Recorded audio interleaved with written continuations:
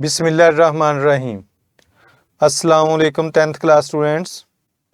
Biology के chapter number 1 10th class gaseous exchange के short questions up to dates paper में जो previous board papers में जो आए गए हैं शॉर्ट क्वेश्चंस, उनको आज के इस सेशन में हम लोग डिस्कस करेंगे। तो शुरू करते हैं जी। क्वेश्चन नंबर 1 है जी, define cellular respiration. Cellular respiration की तारीफ कीजिए। तो क्या है जी? The process in which CH bonds in the food are broken by oxidation and energy is released in the form of ATP is called cellular respiration। Cellular respiration के दौरान जो फूड के CH बॉन्ड्स होते हैं उनको break किया जाता है, ऑक्सीडेशन और रिडक्शन के रिएक्शंस होते हैं और एनर्जी रिलीज़ होती है। तो इसकी जो इक्वेशन है मैं ज़रा आपके सामने लिखता हूँ। पहली बात कि जो सेलुलर रेस्पिरेशन का अमल है वो सेल के अंदर होता है। सेल के अंदर जो सेल का पावर हाउस होता है कि इसमें ये देखिए C6H12O6 ये ग्लूकोज का फार्मूला है।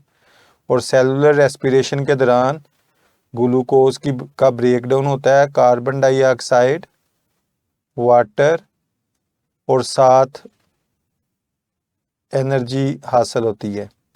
एनर्जी जो है वो ATP की फॉर्म में होती है। पैकेट ऑफ एनर्जी होते हैं एडिनोसिन ट्राईफॉस्फेट। तो सेलुलर रेस्पिरेशन का जो अमल है वो सेल के अंदर होता है, एक बात। दूसरी चीज़, ये एक केमिकल रिएक्शन है।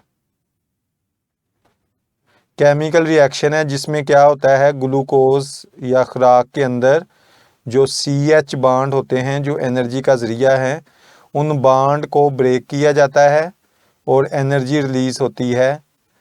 और वो एनर्जी जानदार मुख्तलिफ कामों के लिए इस्तेमाल करते हैं। तो सेलुलर रेस्पिरेशन का जो अमल है ये सेल के अंदर होता है और ये एक केमिकल रिएक्शन है और इससे एनर्जी हासिल होती है जी। उसके बाद है जी question number 2, what is the difference between respiration and breathing. Respiration और ब्रीदिंग में क्या फ़र्क है जी? तो देखते हैं जी, रेस्पिरेशन क्या है और ब्रीदिंग क्या है। तो मैं पहले ब्रीदिंग से स्टार्ट करूँगा। Breathing is the biomechanical part of respiration. Respiration के दो मराहल होते हैं, एक मरहला जिसमें मैकेनिकल प्रोसेस है और दूसरा स्टेप पे केमिकल प्रोसेस होता है। तो मैकेनिकल प्रोसेस का जो हिस्सा है वो ब्रीदिंग है।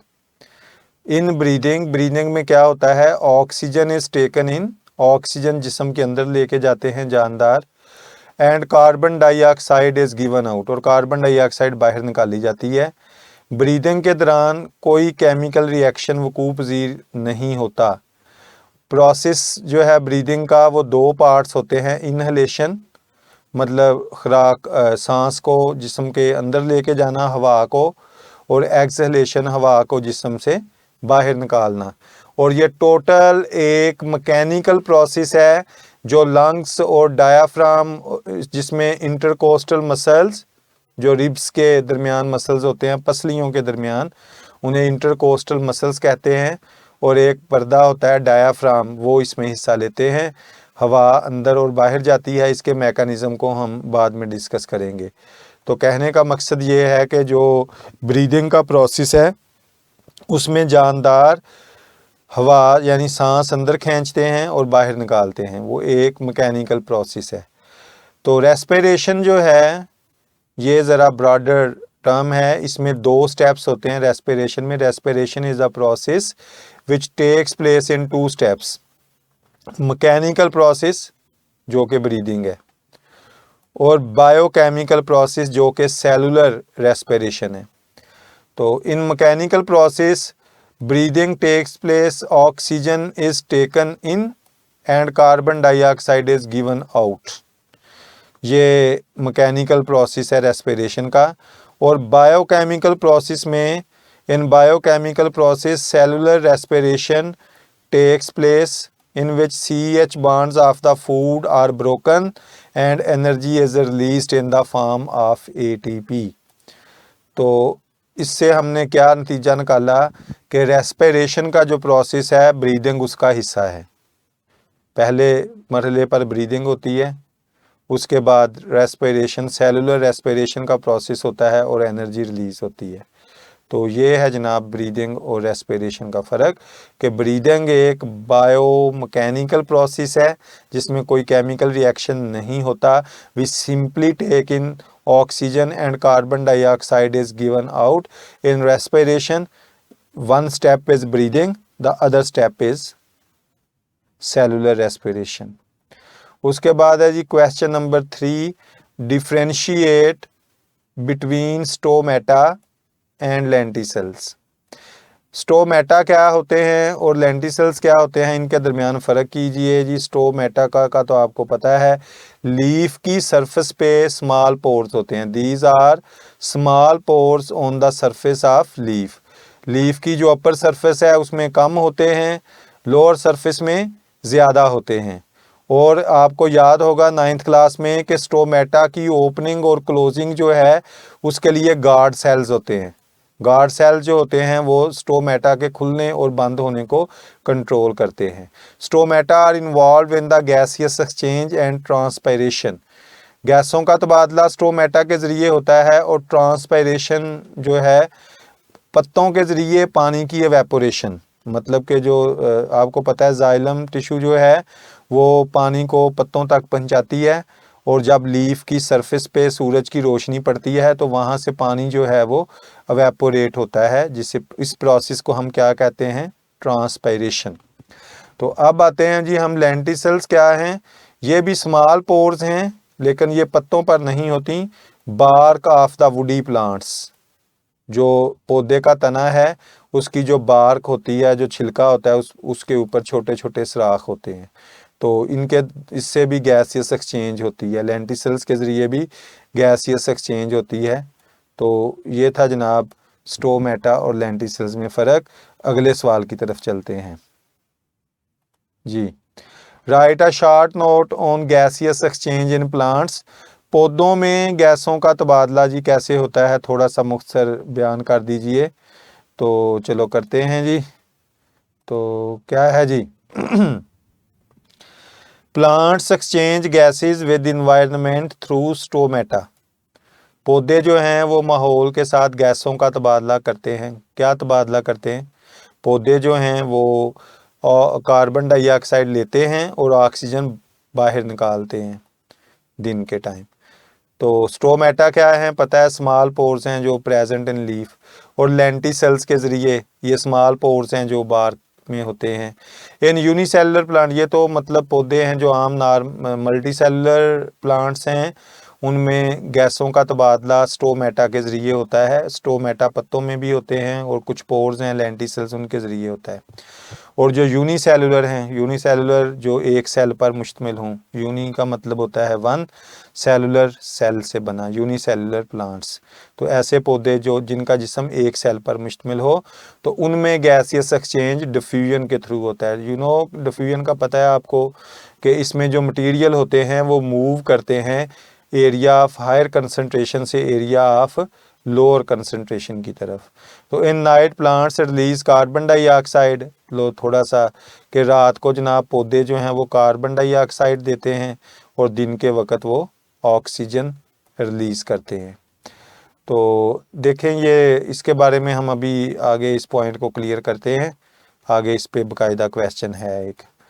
तो what is the difference between day time respiration and respiration of the night in plants. Question की स्टेटमेंट को पढ़ता हूँ जी। What is the difference between day time respiration, के पौधों में जो डे टाइम रेस्पिरेशन होती है उसमें और नाइट की रेस्पिरेशन में क्या फ़र्क है। या दूसरे लफ्ज़ों में सियाने कहते हैं जी रात के टाइम पौधों के नीचे नहीं सोना चाहिए। तो आज हम इसी वजह को एक्सप्लोर कर रहे हैं जी। तो ऐसा है जी, दिन के वक्त पौधा जो है ना उसमें दो प्रोसेस हो रहे होते हैं। इसको मैं ज़रा लिख के आपको बताता हूँ। यहाँ पे मैं लिखता हूँ जनाब, डे टाइम में क्या हो रहा है। डे टाइम में पौधे में रेस्पिरेशन हो रही होती है, वो तो 24 घंटे होती है ना। और साथ डे टाइम में आपको पता है कि पौधे जो हैं वो अपनी खुराक तैयार करते हैं, जिसे हम कहते हैं फोटोसिंथेसिस। सूरज की रोशनी में फोटोसिंथेसिस का प्रोसेस होता है, रात को नहीं होता। रेस्पिरेशन में पौधे क्या करते हैं, ऑक्सीजन लेते हैं, ऑक्सीजन टेक इन होती है और कार्बन डाइऑक्साइड रिलीज होती है। ये रेस्पिरेशन का नॉर्मल प्रोसेस है। लेकिन अब क्या हो रहा है कि ये जो कार्बन डाइऑक्साइड होती है ये पौधा दिन के वक्त फोटोसिंथेसिस में यूज़ कर लेता है। फोटोसिंथेसिस में आपको पता है कार्बन डाइऑक्साइड पौधे लेते हैं और ऑक्सीजन जो है वो देते हैं। तो अब हो क्या रहा है कि दिन के वक्त जो प्लांट है वो ऑक्सीजन एयर में दे रहा है, ऑक्सीजन ले रहा है, ऑक्सीजन दे रहा है। कार्बन डाइऑक्साइड जो है वो यूज़ हो जाती है फोटोसिंथेसिस में। लेकिन अब जनाब जब आता है ना रात का वक्त, नाइट टाइम की अब हम बात करते हैं, तो नाइट टाइम में रेस्पिरेशन तो हो रही है, 24 घंटे होती है। रोशनी हो या अंधेरा हो रेस्पिरेशन तो होती है। लेकिन रात को चूंकि सूरज नहीं होता तो इस वजह से फोटोसिंथेसिस का प्रोसेस रात को नहीं हो रहा होता। तो अब क्या हो रहा है कि पौधा जो है वो ऑक्सीजन तो ले रहा है और बदले में CO2 दे रहा है। फोटोसिंथेसिस का प्रोसेस हो नहीं रहा, तो इसका मतलब है वो CO2 कहाँ जा रही है जनाब, पौधा उसको अब यूज़ नहीं कर रहा बल्कि वो एटमॉस्फेयर में दे रहा है। तो रात के वक्त पौधों के नीचे कार्बन डाइऑक्साइड की कंसंट्रेशन ज़्यादा होती है, पौधे उसको रिलीज़ कर रहे होते हैं। तो देखते हैं जी, अब इसको रीड आउट कर लेते हैं स्टेटमेंट को। जी, plants use oxygen and give out carbon dioxide during respiration. पौधे ऑक्सीजन इस्तेमाल करते हैं, कार्बन डाइऑक्साइड रेस्पिरेशन के दौरान रिलीज करते हैं। Plant use carbon dioxide in photosynthesis and give out oxygen. और पौधे क्या करते हैं, फोटोसिंथेसिस में कार्बन डाइऑक्साइड यूज होती है और ऑक्सीजन रिलीज होती है। In daytime, carbon dioxide produced during respiration used in photosynthesis. दिन के वक्त रेस्पिरेशन से जो कार्बन डाइऑक्साइड प्रोड्यूस होती है वो फोटोसिंथेसिस में इस्तेमाल हो जाती है। इन नाइट टाइम, रात को, there is no photosynthesis, photosynthesis का अमल नहीं हो रहा होता as it occurs in sunlight. Photosynthesis का अमल सूरज में होता है। So carbon dioxide is released in air, तो कार्बन डाइऑक्साइड जो है वो हवा में खारिज कर दी जाती है। इसलिए रात के वक्त पौधों के नीचे नहीं सोना चाहिए। पौधों में डे टाइम रेस्पिरेशन और नाइट टाइम रेस्पिरेशन जो है वो डिफरेंट तरह से होती है। तो अब हम मूव करते हैं जी क्वेश्चन नंबर 6 की तरफ। How does the gaseous exchange occurs in leaves and young stems. पत्तों में गैसों का तबादला कैसे होता है और यंग स्टेम्स में कैसे होता है जी। In leaves gaseous exchange occurs by stomata. Stomata आपको पता है, these are small pores which are present on the surface of leaf. Upper surface में स्टोमेटा की तादाद कम होती है, लोअर सरफेस में स्टोमेटा की तादाद ज़्यादा होती है। तो पत्तों के में जो गैसों का तबादला होता है वो स्टोमेटा होते हैं और एयर स्पेसिस भी होती हैं। इन यंग स्टेम्स, और जो तने हैं जो अभी मतलब जिस पे वुड नहीं बनी होती ज़्यादा, देर आर लेंटिसल्स, उनमें सुराख होते हैं, छोटे छोटे पोर्स होते हैं, which are used in gaseous exchange. तो गैसियस एक्सचेंज के लिए लेंटिसल्स और पत्तों में स्टोमेटा यूज़ होते हैं। और एयर स्पेसिस भी होती हैं। पत्ते में ना मेसोफिल के दरमियान कुछ खाली जगह होती हैं तो उन्हें एम्प्टी एयर स्पेसिस कहते हैं, उनके बारे में हम आगे बात करेंगे।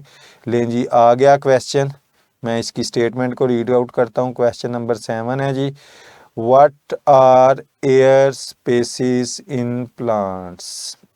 पौधों में एयर स्पेसिस क्या होती हैं? तो शुरू करते हैं जी, देखते हैं क्या होती हैं। The inner cells of leaves, inner cells of leaves like mesophyll and stem have empty spaces among them which are called air spaces। के पौधों के जो अंदरूनी सेल्स होते हैं जिसमें मेसोफिल सेल हैं उनके दरमियान एम्प्टी स्पेसेस होती हैं जिन्हें हम एयर स्पेसिस कहते हैं। Air spaces help in exchange of gases, तो ये भी गैसों के एक्सचेंज में हेल्प आउट करती हैं। तो ये था जनाब एयर स्पेसिस के बारे में। अब जी क्वेश्चन नंबर 8, पौधों का जो टॉपिक है वो ख़त्म हो गया है। What are alveolar duct and alveoli. ये डायरेक्ट ह्यूमन रेस्पिरेशन जो है रेस्पिरेटरी सिस्टम पे जंप हुआ जी। व्हाट आर एलियोलर डक्ट्स एंड एलियोलाई क्या होते हैं जी? एलियोलर डक्ट क्या होती हैं और एलियोलाई क्या है? तो देखते हैं जी। In air passage, air passage है हवा का रास्ता। जैसे हम नाक के ज़रिए सांस लेते हैं, वो नाक से हवा हमारे नॉस्ट्रिल्स में जाती है, नॉस्ट्रिल से फिर वो जनाब फेरिंग्स में जाती है, फेरिंग्स से वो लैरिंग्स में जाती है, और लैरिंग्स से आगे ट्रैकिया, ट्रैकिया डिवाइड होता है किस में? ब्रोंकाई में। और जो ब्रोंकस होते हैं, एक लेफ़्ट ब्रोंकस जो है वो चला जाता है लेफ़्ट लंग में, राइट ब्रोंकस राइट लंग में। अब वो जो ब्रोंकस होते हैं ना वो आगे जाकर छोटे छोटे बिल्कुल वो मतलब उनके अंदर से कार्टिलेज फिनिश होती जाती है, वो बारीक नालियाँ और बनती हैं जिन्हें हम कहते हैं ब्रोंकियोल्स। तो वो जो ब्रोंकियोल्स होते हैं वो तंग से तंग होते जाते हैं और ब्रोंकियोल्स एंड होते हैं फाइन ट्यूबल्स पे जिन्हें हम कहते हैं एलियोलर डक्ट्स। मतलब कि एयर का जो पैसेज है ना, मैं थोड़ा सा इसमें आपको एक्सप्लेन करता हूँ मज़ीद। देखिए, मतलब जो एयर है ये तो मतलब आपको बात समझ में आ गई होगी कि एयर जो है वो हमारे जिस्म में नोज़ से फिर आगे जाती है जनाब फेरिंग्स में, फेरिंग्स से जाती है जनाब लैरिंग्स में, लैरिंग्स से जाती है आगे शुरू हो जाती है सांस की नाली TRACH ट्रैकिया, ट्रैकिया के बाद जनाब आते हैं ब्रोंकाई। ब्रोंकाई एक लेफ़्ट लंग में और एक राइट मतलब डिवाइड हो जाते हैं। और ब्रोंकाई आगे फर्दर छोटी छोटी वो बना देते हैं डक्ट्स जिनके अंदर कार्टिलेज नहीं होता, तो वो होता है ब्रोंकियोल्स। और जो ब्रोंकियोल्स हैं वो जाते हैं जिस पे एंड होते हैं वो हैं एल्वियोलर डक्ट, नालियाँ। और ये जो एल्वियोलर डक्ट्स होती हैं ये ना इस तरह से अंगूर के गुच्छों जैसी हवा की थैलियाँ होती हैं जिनमें डक्ट्स आती हैं, और इनके ऊपर छोटी छोटी कैपिलरीज होती हैं जिनके अंदर ये गैसों का तबादला होता है, ब्लड कैपिलरीज होती हैं। तो ये जो पाउचेज हैं छोटे छोटे जो हवा की थैलियाँ हैं ये क्या है? एल्वियोलाई है। और इनके अंदर ये जो डक्ट्स जा रही हैं और वो क्या है? एल्वियोलर डक्ट्स हैं। तो ये था जनाब। तो देखते हैं जी, alveoli, each alveolar duct opens into a cluster of pouches। Cluster होता है गुच्छा, थैलियों के गुच्छे में ओपन होती है और वो थैलियों के गुच्छे क्या कहलाते हैं? एलियोलाई। एलियोलाई में ब्लड कैपिलरीज होती हैं। आपको पता है खून की नालियाँ 3 तरह की होती हैं, वेन्स, आर्टरीज और कैपिलरीज। कैपिलरीज बिल्कुल बारीक दीवारों वाली नालियाँ होती हैं जिनके ज़रिए मादा जात का तबादला होता है, used for gaseous exchange during breathing. तो ये था जनाब के एलियोलर डक्ट्स क्या हैं और एलियोलाई क्या है। तो अब हम चलते हैं अगले सवाल पे जी। स्टेटमेंट पढ़ते हैं जी। What are the function of hair and mucus in the nose. नाक जो होता है नेज़ल कैविटी, इसमें बाल होते हैं। इसके अलावा एक म्यूकस रतूबत होती है, उसका क्या काम है जी, देखते हैं जी क्या काम है। Hair and mucus in nasal cavity of nose filter the dust particles, पहला काम आ गया जी, डस्ट पार्टिकल्स को फिल्टर करना जो हवा में होते हैं। आपको पता है हवा साफ नहीं होती, उसके अंदर डस्ट पार्टिकल्स हैं, तो नाक के अंदर जो बाल होते हैं वो उन डस्ट पार्टिकल्स से को रोक लेते हैं और आगे जो हवा आ जाती है वो बिल्कुल साफ होती है। और म्यूकस जो है वो जी क्या करता है, मॉइस्टन्स एंड वार्म्स, हवा को नमी देना और उसका टेम्परेचर हमारे बॉडी टेम्परेचर के मुताबिक करना, ये दो काम है जी। Keeps its temperature nearly equal to the body. तो अब हम मूव करेंगे जी क्वेश्चन नंबर 10 की तरफ। What is epiglottis and right its function, epiglottis क्या है जी और इसका फंक्शन बताइए। तो ये कहानी ज़रा थोड़ी पीछे से चलेगी, चलाते हैं जी। बकल कैविटी में आपको पता है, बकल कैविटी जो मुंह है, फेरिंक्स जो है, फेरिंक्स से ना एक कॉमन पैसेज होता है, वहाँ से फूड भी गुजरती है, वहाँ से हवा भी गुजरती है। तो फेरिंक्स में there are two ways, one is towards stomach and other towards larynx. Pharynx में दो रास्ते होते हैं, एक खुराक की नाली जो स्टोमिक में जाती है और एक हवा की नाली है लैरिंक्स से आगे ट्रैकिया। तो जो लैरिंक्स की तरफ की ओपनिंग होती है उसे हम कहते हैं ग्लॉटिस। जब हम निगलते हैं ना ड्यूरिंग स्वॉलविंग, तो एक टिश्यूज़ का फ्लैप ऑफ टिश्यूज़ होता है जिसका नाम है एपीग्लॉटिस। निगलने के दौरान ये क्या करता है, ये ग्लॉटिस को ढांप देता है swallowing, so that food particle should not enter in lungs. किस लिए ढांपता है कि जो फूड पार्टिकल्स हैं वो लंग्स के अंदर दाखिल ना होएं। तो in the buccal cavity in pharynx there are two way, one is towards stomach and other towards larynx. The opening towards larynx is called glottis. Epiglottis is a flap of tissue which covers the glottis during the swallowing. निगलने के दौरान glottis को बंद करने के लिए जो tissues का फ्लैप है वो एपिग्लॉटिस है, और एपिग्लॉटिस का फंक्शन होता है कि वो लंग्स में फूड पार्टिकल्स को दाखिल ना होने दे। उसके बाद है जी क्वेश्चन, अगले सवाल की तरफ हम मूव करते हैं। Question number 11, what is the role of pharynx in respiration. Statement को पढ़ता हूँ, what is the role of pharynx in respiration. Respiration में जी फेरिंक्स का क्या रोल है, इसको हमने अभी डिस्कस किया है। तो वही इसका है कि बकल कैविटी में, in the buccal cavity in pharynx there are two ways, one is toward stomach and other towards larynx. The opening towards larynx is called glottis. Epiglottis is a flap of tissue which covers the glottis during swallowing, निगलने के अमल के दौरान, that food particle should not enter the lungs. तो ये इसका बिल्कुल वही answer है जो हमने पहले पढ़ा। तो अब हम क्वेश्चन नंबर 12 की तरफ मूव करते हैं। What is the difference between bronchus and bronchioles. Bronchus क्या है और ब्रोंकियोल्स क्या हैं, तो इस पे हम बात करेंगे। देखिए जी ब्रोंकस क्या है, ये मैं फिर आपको बताने के लिए आपको याद करवाता चलूँ, जितना हम इसको रिपीट करेंगे उतना हमारे लिए बेहतर है। तो देखिए जो एयर है हवा से, जो हम जब हम सांस लेते हैं तो वो एयर जो है वो आती है हमारे नोज़ में, नोज से वो फिल्टर होकर जाती है, कहाँ पे जाती है जनाब, वो जाती है फेरिंक्स में। फेरिंक्स जो है एक कॉमन पैसेज है, फेरिंक्स से रास्ते दो हैं, एक रास्ता तो जो है वो स्टोमक की तरफ है, वो फूड पार्टिकल्स उधर जाते हैं, और दूसरा रास्ता जो है वो जनाब ग्लॉटिस, आपको पता है उसके ज़रिए एक सुराख है, उससे हवा कहाँ चली जाती है, लैरिंक्स में। लैरिंक्स में जब वो जाती है तो लैरिंक्स से आगे जनाब होता है ब्रोंकाई, ट्रैकिया, सांस की नाली। और सांस की नाली जो है वो जब जाती है ना सीने में, लंग्स के पास, तो वो डिवाइड हो जाती है किस में, ब्रोंकाई में। और वो जो ब्रोंकाई का सिंगुलर, ये तो प्लूरल नेम है, सिंगुलर हम यूज़ करते हैं ब्रोंकस।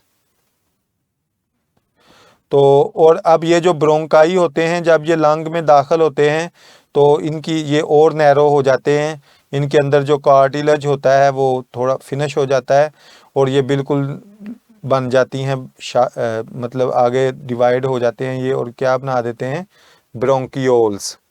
तो ये है जनाब बात। तो अब हम इसको रीड आउट कर लेते हैं। तो शुरू करते हैं जी रीडिंग इसकी हम। Bronchus on entering the chest cavity, chest cavity में दाखिल होने के बाद the trachea divides into two smaller tubes called bronchi, single called bronchus. कहता है चेस्ट कैविटी में ट्रैकिया होती है, सांस की नाली, divides into two smaller tube, वो दो छोटी ट्यूब्स में डिवाइड हो जाता है जिन्हें ब्रोंकाई और सिंगुलर होता है ब्रोंकस कहते हैं। तो उसके बाद है जी ब्रोंकियोल्स क्या हैं। The bronchi continue dividing in the lungs, के जो ब्रोंकाई हैं वो लंग्स में डिवाइड होते जाते हैं until they make several fine tubes called bronchioles। Bronchi divide होकर बारीक नालियां बना देते हैं जिन्हें कहते हैं ब्रोंकियोल्स। और ब्रोंकियोल्स का जो होता है इख्तिताम वो आपको पता है एलियोलर डक्ट, और आगे वो एलियोलाई पे, और एलियोलाई में गैसों का तबादला होता है। तो ये था जनाब क्वेश्चन नंबर 12। आगे हम आते हैं क्वेश्चन नंबर 13 पे। जी सबसे पहले हम लोग स्टेटमेंट पढ़ लेते हैं। क्वेश्चन नंबर 13 की जी, differentiate between larynx and trachea. Larynx और ट्रैकिया में फ़र्क करें, इस पे बारे में हम बहुत बात कर चुके हैं, तो जस्ट इसको रीड आउट कर लेते हैं। Trachea, trachea is made of cartilage, ये कार्टिलेज से बनी एक नाली होती है, it's pipe, windpipe. It is next part of larynx and is about 12 centimetre long, 12 centimetre इसकी तकरीबन लेंथ होती है। Larynx continues to trachea, larynx जो है वो ट्रैकिया में ओपन होता है, इसको हम विंड पाइप भी कहते हैं। और इसमें सी शेप कार्टिलेज के रिंग्स होते हैं, सी शेप के होते हैं जो ट्रैकिया को क्लैप्स नहीं होने देते। जब एयर इसमें से आ रही होती है, जा रही होती है, तो जो ट्रैकिया है वो क्लैप्स नहीं होता। तो लैरिंक्स क्या है जी, the larynx is a box made of cartilage, cartilage you know connective tissue soft, आपका जो कान का पिन्ना है, जो कान का आउटर नज़र आता है वो भी कार्टिलेज का बना है, ये नरम हड्डी होती है। It is present between pharynx and trachea, larynx जो है ये फेरिंग्स और ट्रैकिया के दरमियान का हिस्सा है। लैरिंक्स को हम लोग वॉइस बॉक्स भी कहते हैं, क्यों, क्योंकि इसमें होते हैं वोकल कॉर्ड्स। वोकल कॉर्ड्स जो हैं ये फ्लैप्स होते हैं दो टिश्यू के, जो वाइब्रेट करें तो उससे साउंड पैदा होती है, तो इसलिए सम टाइम्स इसको हम लोग साउंड बॉक्स भी कहते हैं, वॉइस बॉक्स। तो मूव करते हैं जी अगले सवाल की तरफ। Write the importance of trachea in the respiratory system.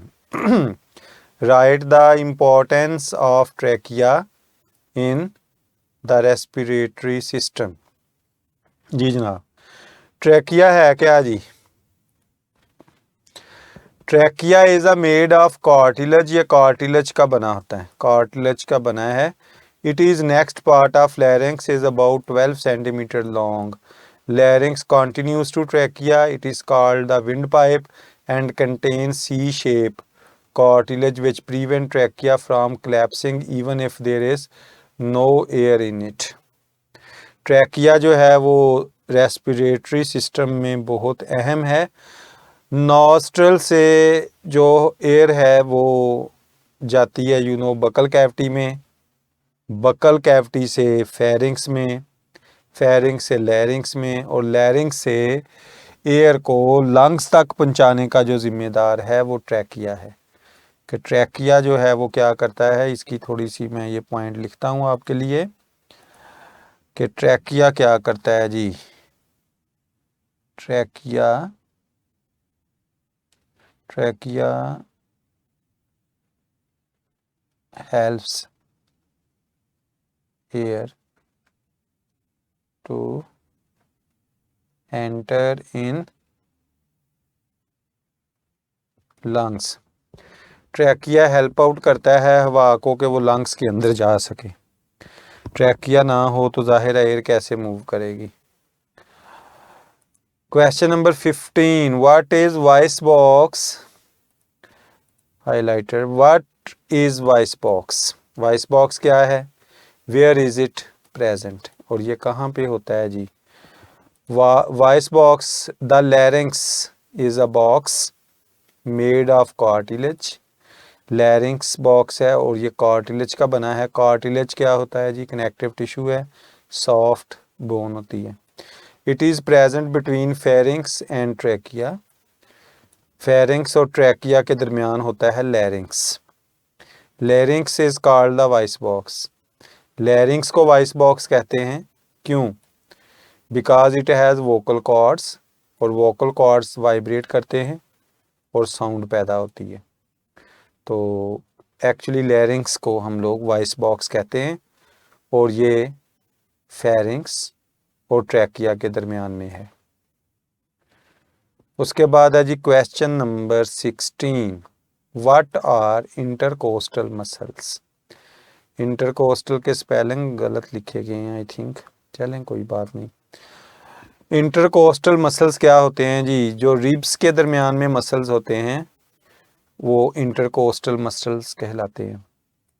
The chest wall is made of 12 pair of ribs. सीने की जो कैविटी है, चेस्ट कैविटी, उसमें रिब्स के 12 पेयर्स होते हैं, 12 जोड़े। तो रिब्स के जो मसल्स होते हैं, जो रिब्स के दरमियान जो मसल्स होते हैं, उन्हें हम कहते हैं intercostal muscles. Question number 17, write two functions of nasal cavity. Nasal cavity आपको पता है जो नाक है हमारा, जिससे हम हवा अंदर लेकर जाते हैं। इसमें आगे नॉस्ट्रल्स होते हैं, नॉस्ट्रल्स में आपको पता है बाल होते हैं और म्यूकस होता है। ये कलेक्टिवली उसे हम कह देते हैं कि वो नेजल कैविटी है। The nose encloses the nasal cavity. The nasal cavity is divided into 2 portions. 2 हिस्से हैं by a wall. Each portion is lined by fine hair and mucus.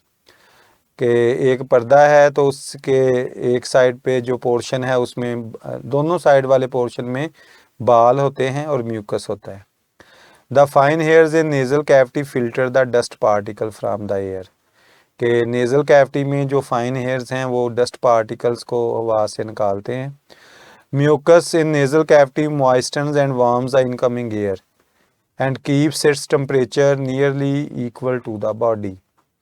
तो नेजल कैविटी जो है वो एक्चुअली क्या करती है? हवा को फिल्टर करती है डस्ट पार्टिकल्स और बैक्टीरिया से, और जो इसमें होता है म्यूकस वो एयर को मॉइस्टन करके और उसका जो है ना उसका टेम्परेचर हमारे बॉडी टेम्परेचर के मुताबिक करती है।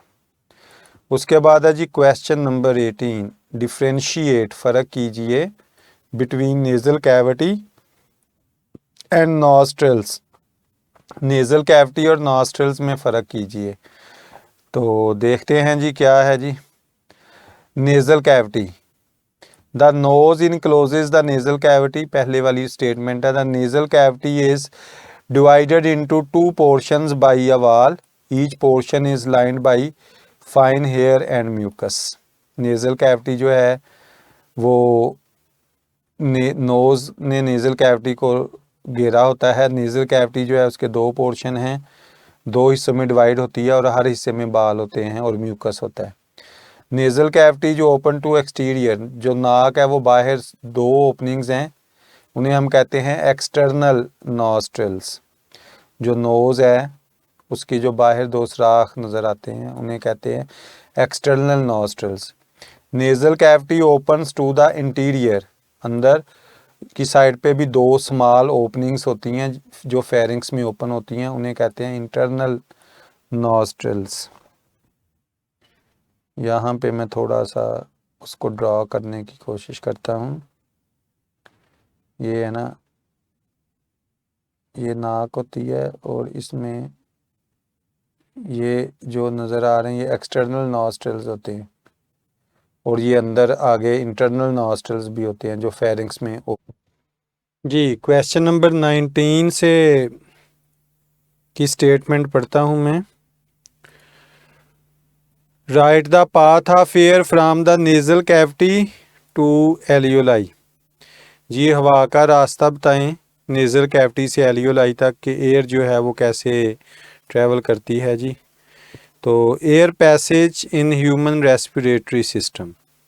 तो हवा सबसे पहले जनाब आती है नोज़ में, नोज़ से फ़िल्टर होती है डस्ट, बॉडी टेम्परेचर जो है उसके मुताबिक हो जाता है हवा का टेम्परेचर।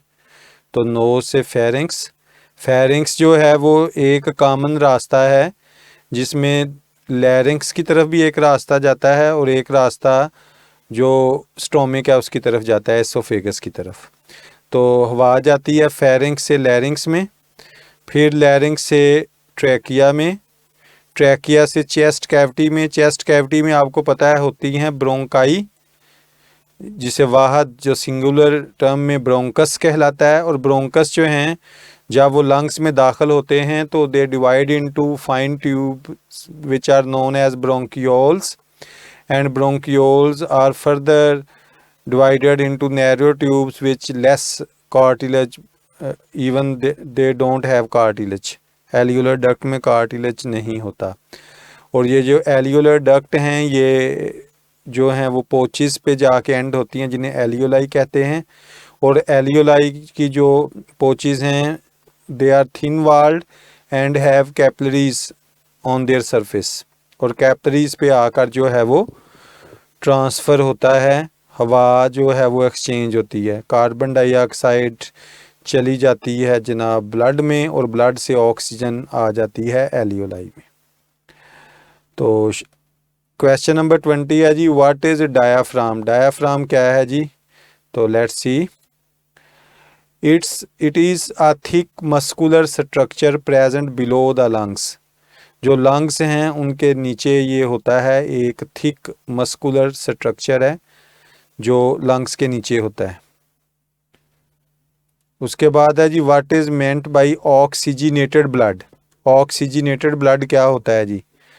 वो ब्लड जिसमें ऑक्सीजन की काफ़ी मिकदार ज़्यादा मिकदार मौजूद हो वो ऑक्सीजनेटेड ब्लड होता है। The blood coming from lungs and having high amount of oxygen, कि वो ब्लड जो लंग्स से आता है और उसमें ऑक्सीजन की मिकदार ज़्यादा होती है तो वो ऑक्सीजनेटेड ब्लड कहलाता है।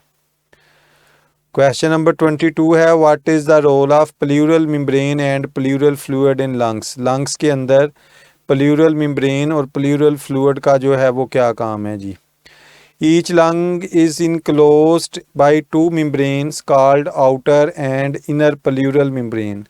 हर लंग जो है उसके गिर्द दो मेम्ब्रेन्स होती हैं, outer pleural membrane and inner pleural membrane. और इन मेम्ब्रेन्स के दरमियान में एक फ्लूइड होता है जिसे हम कहते हैं प्लूरल फ्लूइड। प्लूरल फ्लूइड जो होता है जब लंग्स एक्सपैंड करते हैं या कॉन्ट्रैक्ट करते हैं तो ये लुब्रिकेशन जो है वो फ्राहम करता है। तो ये था जनाब प्लूरल मेम्ब्रेन्स और प्लूरल फ्लूइड। क्वेश्चन नंबर 23 है जी, व्हाट आर लंग्स। लंग्स क्या हैं? तो लंग्स दो होते हैं और ये एलियोलाई का मजमुआ है। All the alveoli on one side constitute a lung, कि एक साइड के जो सारे एलियोलाई होते हैं, all the alveoli on one side constitutes a lung, एक साइड के सारे एलियोलाई मिलकर एक लंग बनाते हैं। There is pair of lungs in thoracic cavity, कि जो हमारा चेस्ट कैविटी है उसमें लंग्स के दो लंग्स होते हैं, एक पेयर। दे आर स्पॉन्जी, के स्पंज टाइप होते हैं, एंड इलास्टिक, लचकदार होते हैं। The lungs also have blood vessels, इनमें ब्लड वेसल्स होती हैं। ब्लड वेसल्स खून की बारीक नालियाँ, मोटी भी होती हैं, कैपिलरीज भी होती हैं, वेन्स भी होती हैं और आर्टरीज भी होती हैं। That are the branches of pulmonary arteries and veins. तो लंग्स में तीन तरह की जो हैं वो पाई जाती हैं, वेन्स भी होती हैं, आर्टरीज भी हैं और कैपिलरीज भी हैं। उसके बाद जी क्वेश्चन है what is inspiration, how does it occur. Inspiration क्या है और ये कैसे होता है। ये एक मैकेनिकल प्रोसेस है जी। The air from outside of the body rushes into the lungs, कि जो बाहर की हवा है वो फेफड़ों में दाखिल होती है। इस अमल को हम कहते हैं इंस्पिरेशन और इनहेलेशन। इंस्पिरेशन में क्या होता है, the ribs muscles contract, intercostal muscle जो रिब्स के दरमियान जो मसल्स होते हैं वो सिकुड़ते हैं, एंड रिब्स आर रेस्ड, और पसलियाँ ऊपर को उठती हैं, और एट द सेम टाइम वो जो डायाफ्राम होता है, डोम शेप डायाफ्राम, वो नीचे की तरफ जो है वो आता है, जिससे चेस्ट कैविटी का एरिया बढ़ जाता है। This increase the area of chest cavity and air rushes into lungs from outside. तो ये इंस्पायरेशन है। उसके बाद एक्सपायरेशन में क्या होता है, जो एयर है वो लंग्स से बाहर मूव करती है। Expiration is the process in which the impure air is expelled out. In this process ribs muscles expand resulting the doom shape diaphragm raised. Ribs के जो मसल हैं वो एक्सपैंड करते हैं और जो डूम शेप डायाफ्राम है वो ऊपर को उठता है, जिससे चेस्ट कैविटी का एरिया कम हो जाता है। Thus reducing the area of chest cavity and increase the pressure on lungs. The lungs contract and air is expelled out of them. जी, एक्सपायरेशन के प्रोसेस में रिब के मसल एक्सपैंड होते हैं, डायाफ्राम ऊपर को उठता है, चेस्ट कैविटी का एरिया रिड्यूस होता है, लंग्स पे प्रेशर बढ़ता है और हवा बाहर निकलती है। उसके बाद है जी question number 26, what is meant by aerobic respiration. Aerobic respiration वो होती है जो ऑक्सीजन की मौजूदगी में हो।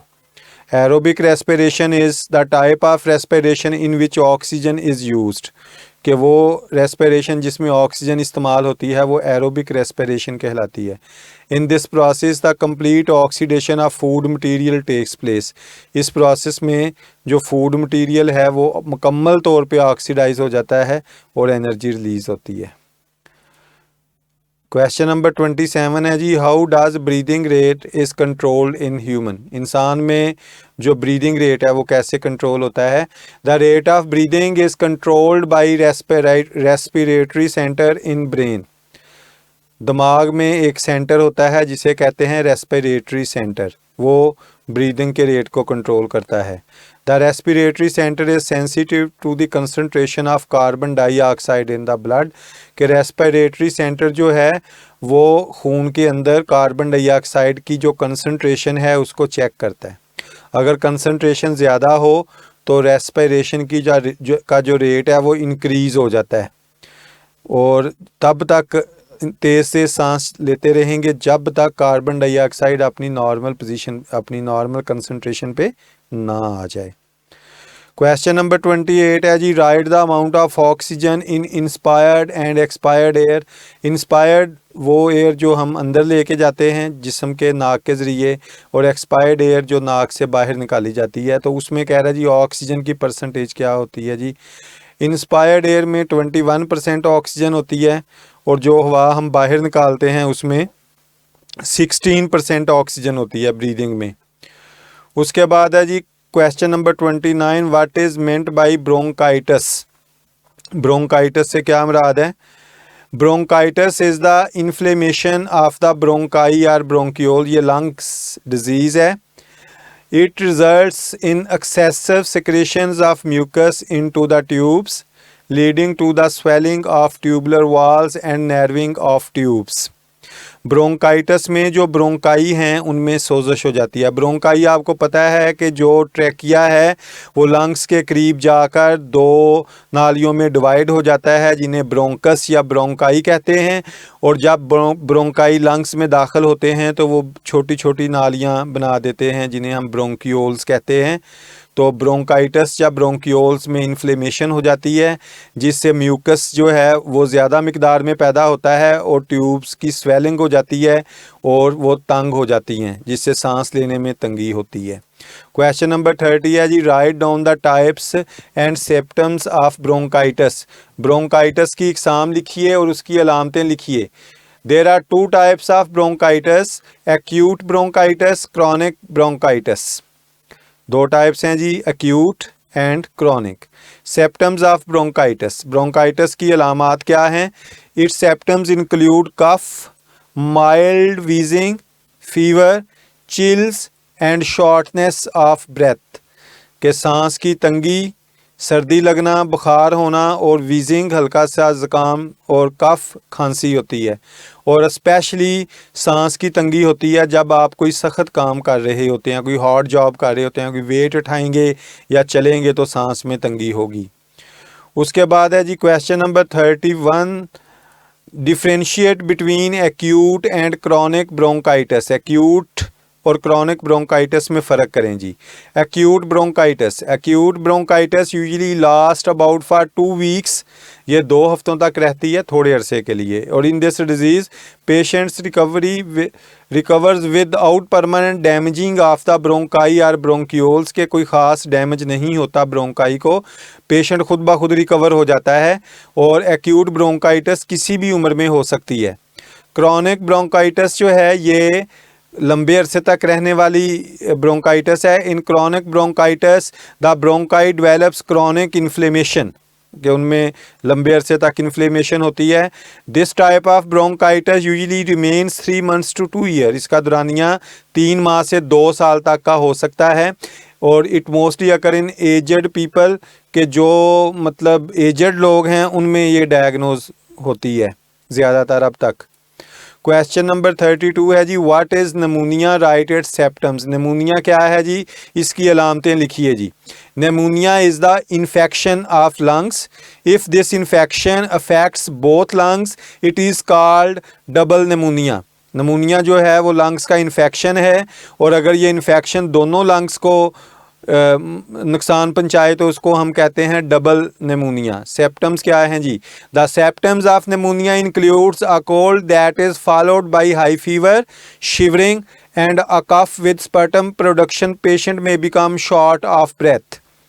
क्या होता है जी? सर्दी लगती है, बुखार होता है, जिस्म कांपता है, खांसी होती है, बलगमी खांसी होती है, और सांस लेने में तंगी होती है, सांस छोटा होता जाता है।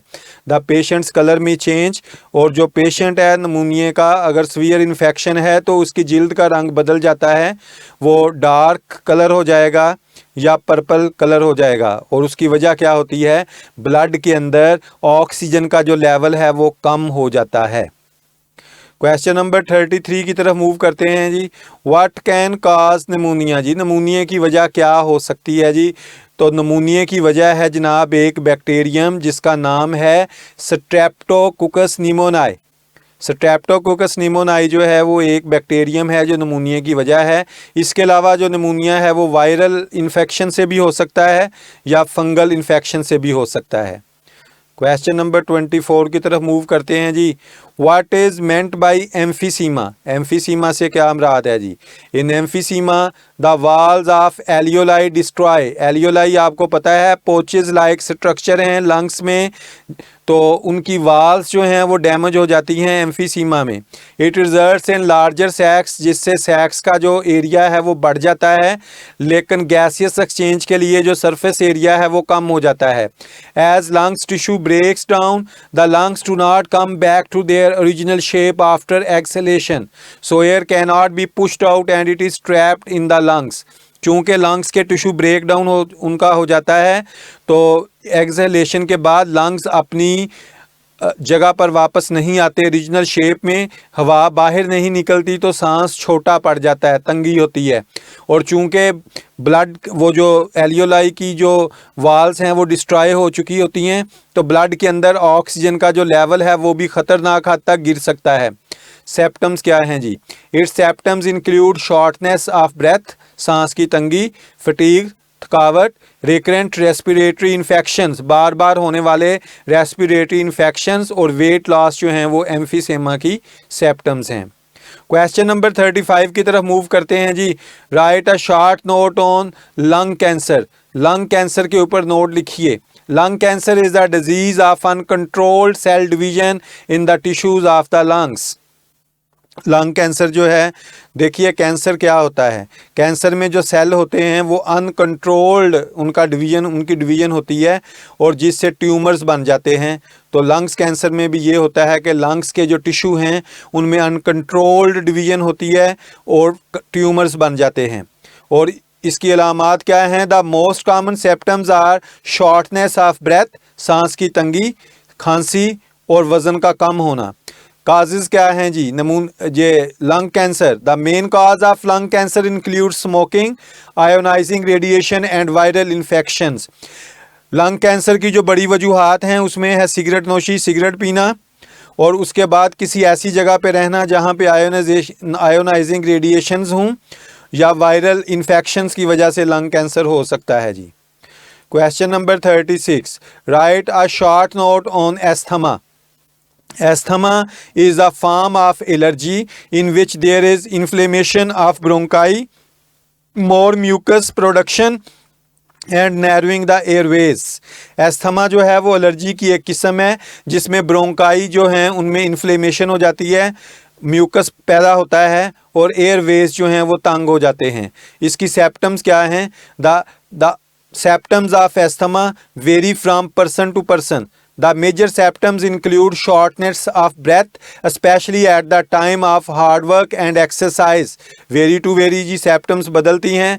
Major symptoms में सांस की तंगी है, एक्सरसाइज और कोई सख्त काम करते वक्त। इसके अलावा wheezing और whistling साउंड आती है जब सांस लेते हैं, कफ, खांसी होती है और सीने में तंगी का एहसास होता है। काजेज़ क्या हैं जी? In asthma patient the bronchi and bronchioles become sensitive to allergy causing factors. Asthma में जो ब्रोंकस या ब्रोंकाई होते हैं वो अलर्जेंस के लिए सेंसिटिव हो जाते हैं और उन अलर्जेंस में डस्ट, स्मोक, परफ्यूम या पॉलेंस हो सकते हैं। और जब पेशेंट इस तरह की फ़ज़ा में जाता है तो क्या होता है कि उस पर फ़ौरन रिस्पांस आता है और जो नालियां हैं वो तंग पड़ जाती हैं और इससे उसको सांस लेने में तंगी होती है। तो ये जो क्वेश्चन मैंने आपको एक ही में डिस्कस किया है, ये एक्चुअली 3 क्वेश्चन हैं। Sometimes it's asked what is asthma, तो सिर्फ आप उसकी डेफिनेशन लिखेंगे।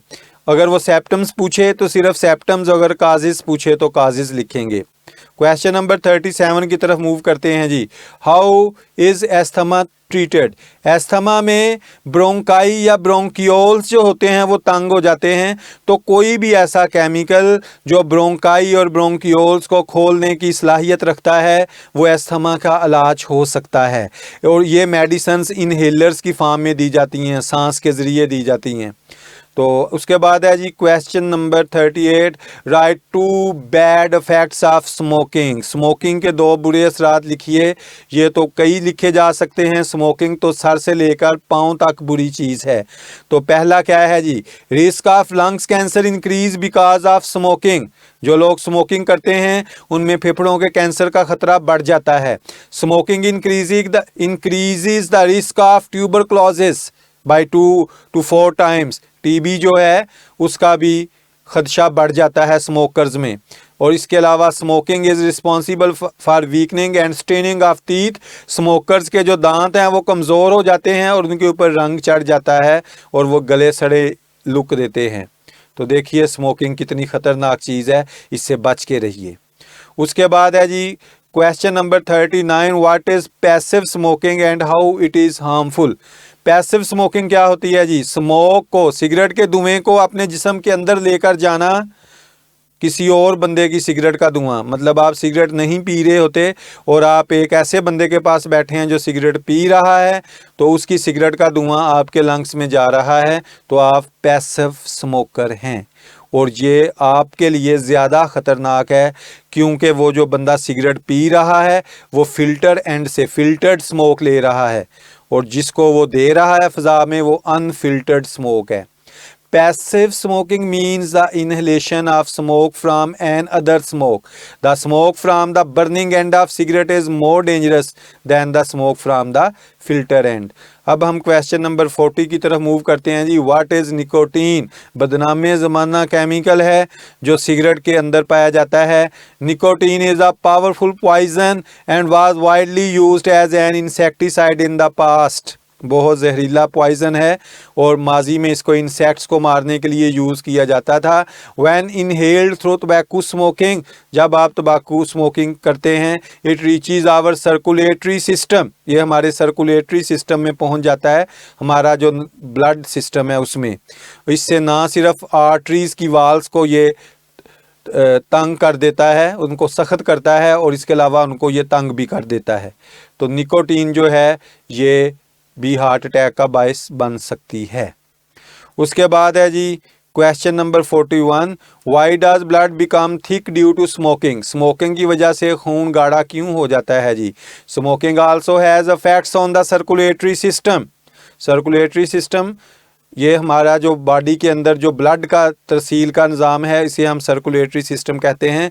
इन circulatory system heart pumped blood and blood moves throughout the body. This is known as circulatory system. Carbon monoxide present in tobacco smoke lessens the oxygen carrying capacity of hemoglobin. Haemoglobin एक protein है जो हमारे blood में होती है और उसका काम होता है ऑक्सीजन को जज़ब करना। तो कार्बन मोनोऑक्साइड जब हीमोग्लोबिन में आती है तो वो उसकी ऑक्सीजन कैरिंग कैपेसिटी को रिड्यूस कर देती है। और इसके अलावा many other chemicals in smoke increase the production of blood chemicals in smoke, और कई स्मोक में केमिकल्स हैं जो प्रोडक्शन ऑफ ब्लड केमिकल्स यानी ब्लड केमिकल्स जो हैं उनकी तादाद को बढ़ा देते हैं, जिससे प्लेटलेट्स बनते हैं। प्लेटलेट्स ये खून को जमने में मदद देते हैं, तो ये जिससे ब्लड जो है वो ठीक हो जाता है जी। तो इसके साथ ही हमारा जो आज का जो लेक्चर था वो इख्तिताम को पहुंचा। इजाज़त चाहूँगा। अल्लाह हाफिज़।